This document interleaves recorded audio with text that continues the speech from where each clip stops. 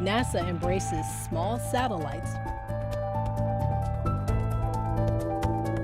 Presented by Science at NASA.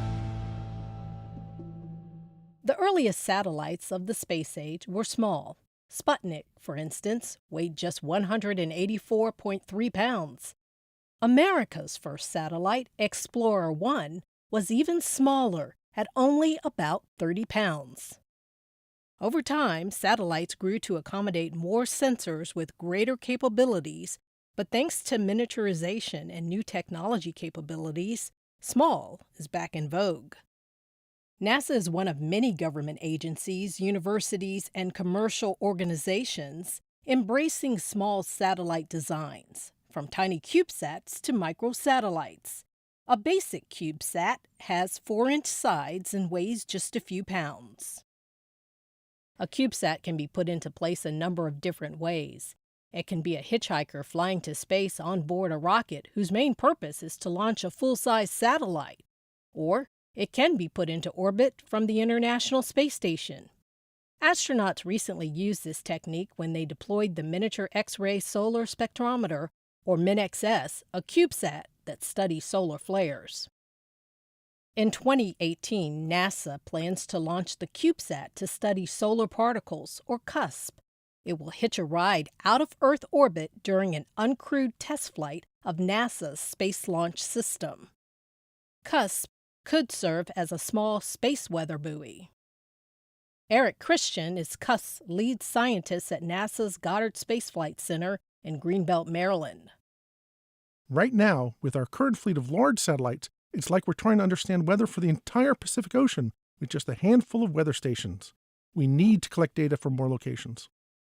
For certain areas of science, having a larger number of less expensive missions will provide a powerful opportunity to really understand a given environment. If you had, say, 20 CubeSats in different orbits, you could really start to understand the space environment in 3 dimensions. NASA scientists are taking this approach of using a constellation of sensors to probe the details of a large area with a number of recently launched and upcoming missions. The Cyclone Global Navigation Satellite System, or CYGNSS, launched in December 2016.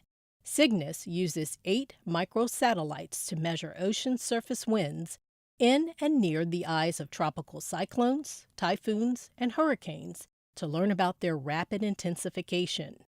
These microsatellites each weigh about 65 pounds, larger than a CubeSat, but still very small compared to traditional satellite designs.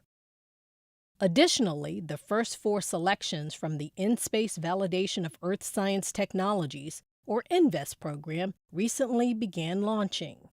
The goal of the INVEST program is to validate new technologies in space prior to use in a science mission.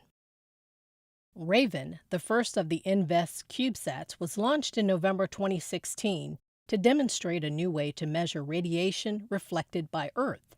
The next 3 INVEST missions to launch, HARP, IceCube, and Murata, will demonstrate technologies that may pave the way for future satellites to measure clouds and aerosols suspended in Earth's atmosphere, probe the role of icy clouds in climate change, and collect atmospheric temperature, water vapor, and cloud ice data through remote sensing, respectively.